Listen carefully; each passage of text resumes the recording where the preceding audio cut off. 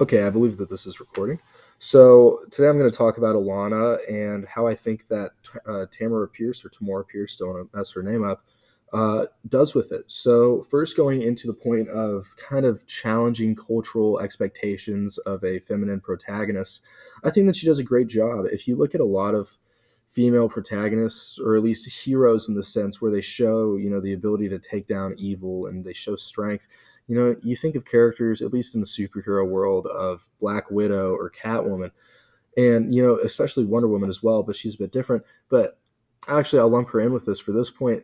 It shares a level of sexuality, in terms of, they're all sort of seductive and they wear very tight, clothing that doesn't really leave much to the imagination, and that's part of. They sexualize the characters to sell to men. They sell the body, not so much the personality of the character, not so much of what makes Black Widow Black Widow. Although I guess that's part of her deal, but it's not appropriate.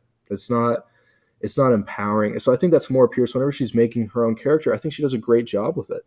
Yes, well, for one, obviously you can't sexualize a 13-year-old, 12-year-old girl going through, or just in general. I mean, you can't do that. It's completely disgusting. But apart from that, she makes this young girl going through this tale of becoming a knight, and it's not so much of, well, boys can do it, so I can do it too. Alana just wants to do it, So whenever we look at knightly tales, personally, I'm thinking of Beowulf. Actually, you know what? The story that we read at the beginning of the semester, Sir Gawain and the Green Knight. It's not so much about being a man. The story's about being a knight, and while the knightly honor and manly honor do intertwine, it's not so much about being a man, it's about being a knight, excuse me. Um, so following that, Alana does this job of, well, it's not about being a female knight.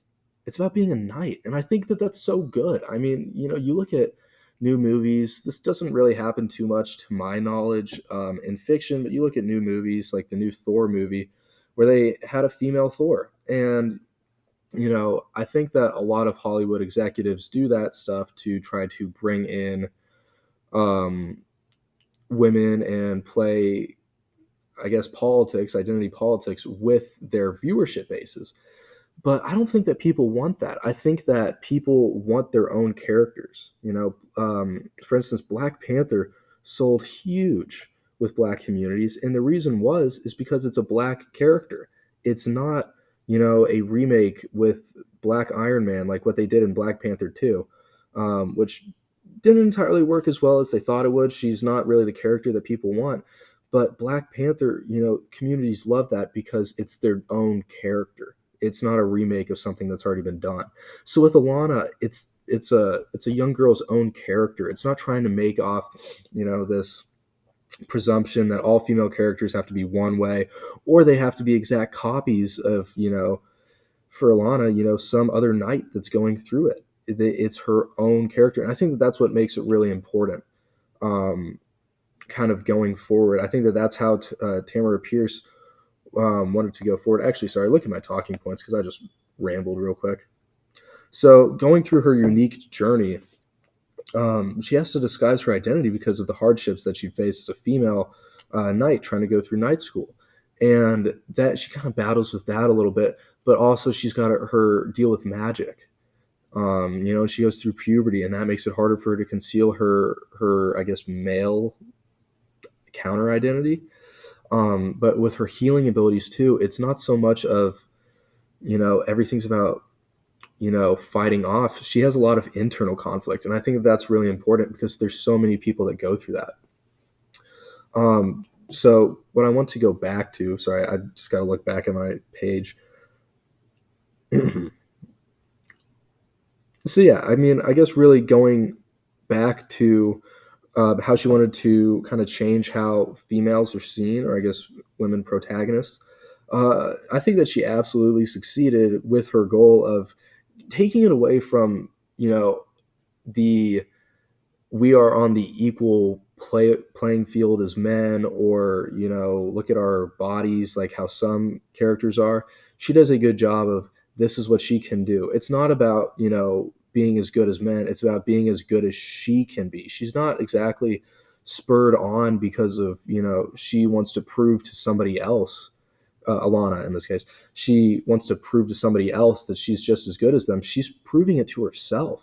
She is saying, I can do this. And I think that's really important. And you don't get to see too much of that portrayed in this way. So I think that she absolutely succeeded. And I mean, here's my main case. We are not reading a story about Thor: Love and Thunder with that feminine character. We are reading Alanna because it's her own character. It's not a remake, and it sets itself apart. Granted, I guess there's some things that are done the same, like Mulan is disguised as a boy, but still setting herself apart from the stereotype. She does a really good job in making it a story. Okay, sorry. Just to wrap this up, she makes it a story about somebody who's trying to be a knight who happens to be a girl, not a story about a female knight, who that's battling with male knights. It takes the focus less off of gender and more on and puts it more on capability, and I think that is really nice to see.